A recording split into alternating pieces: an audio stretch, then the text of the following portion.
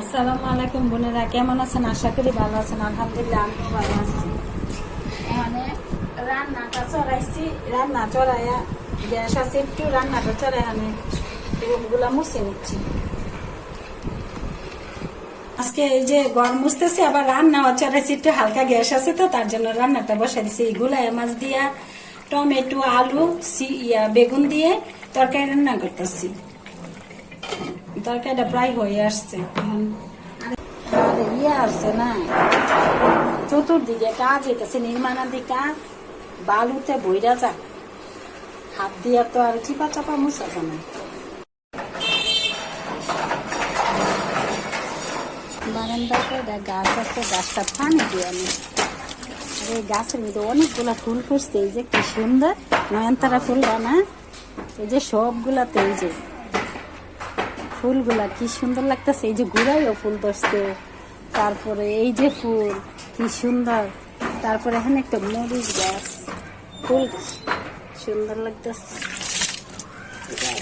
গাছটা এই যে গরম আসতেছে তো ধুলা ধুলা পড়ে যাচ্ছে। মানি প্লান্টের গাছ, তারপরে একটা খেজুর গাছ, তারপরে পেঁয়াজ অনিয়ন ফুলের গাছ। এই যে এটা তো এই যে ধুলাবালি পুরা গাছটি নষ্ট। বিছানার চাদর আজকে দিয়ে দিছে, এগুলা গুছাইনি, আবার গুছলে যাবো। সকাল থেকে কাজই করতেছি। মহিলারা যে কত কাজ থাকে, আর একা হাতে করি তো কাজ, সব একা একাই করা লাগে।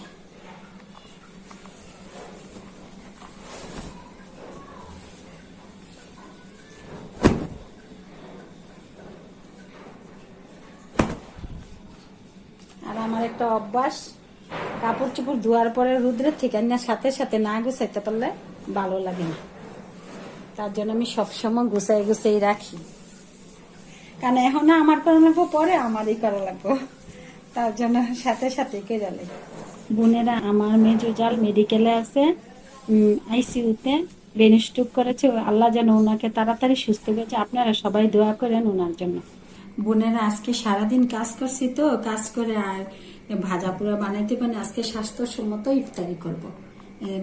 পেয়ারা, বড়ই, মিষ্টি বড়ই, তারপরে খেজুর, সালাদ, তারপরে লাউয়ের পায়েস, শ্যামাই, আর আপা দিয়েছে বিরিয়ানি। আমার পাশে ফ্ল্যাটের আপা যাই করে আমাকে রেখে খাই না, সবসময় দিই রমজান আর এমনি তো সবসময় দেই। এই যে লাউয়ের পায়েসটাও আপা রান্না করে দিয়েছে, পোলার চালটা লাউ দিয়ে পায়েস করেছে, আর বিরিয়ানি পাক করেছে, আর কোক সাথে খাবো। এই দিয়ে আজকে ইফতারিটা সেরে নিব। বোনেরা ভালো থাকবেন, সুস্থ থাকবেন। এই রমজানে সবার জন্য সবাই দোয়া করবেন। আল্লাহ হাফেজ।